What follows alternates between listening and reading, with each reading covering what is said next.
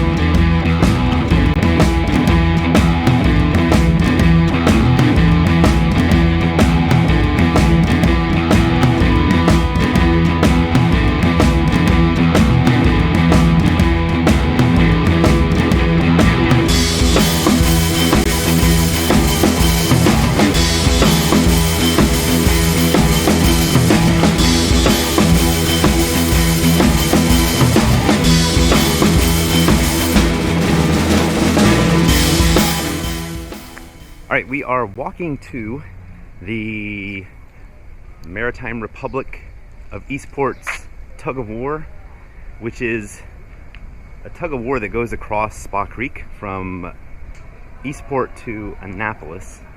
And they do it as a fundraiser. MRE does that, the Maritime Republic of Eastport. And we're walking through Eastport.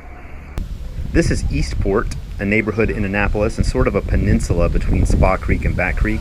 Our marina is on Spa Creek in Eastport, so we end up hanging out here a lot. The tug of war we're going to is a fundraiser that they call the longest international tug of war over water in the world.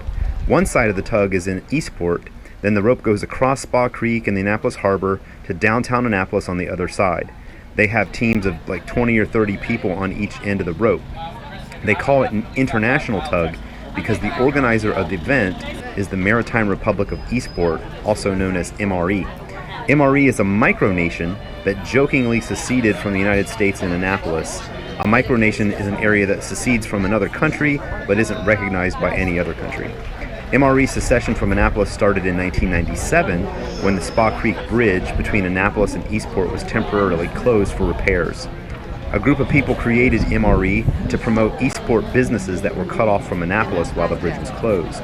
Today, they sponsor 3 fundraisers throughout the year. The Tug is one of them. Then they also do a 0.5K run across the Spa Creek Bridge and the burning of the socks, which is a tradition in boating communities to celebrate the end of winter and the start of the boating season, where everyone burns their winter socks in a big bonfire. Eastport was first occupied in the mid-1600s and was primarily farmland for a lot of years.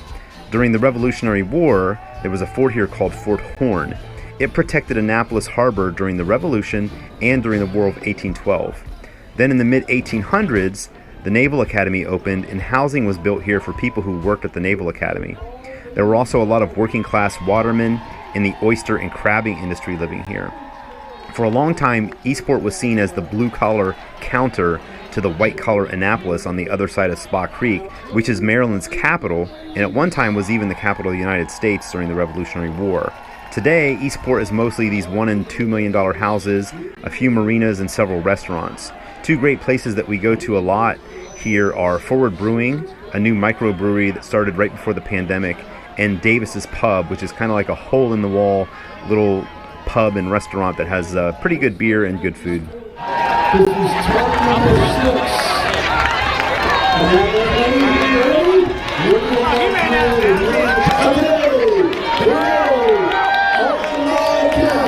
On my count. They got the drone batteries and stuff. 5, 4, 3, 2, 1.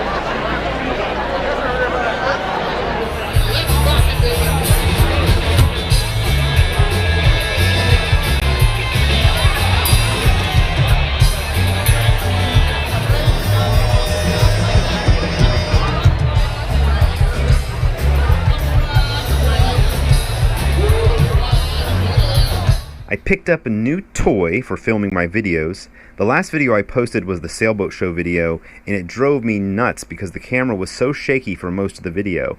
I'm using an old GoPro Hero 4 to record these videos, and it doesn't have image stabilization, and it's sometimes tricky to keep still, especially when I'm walking around.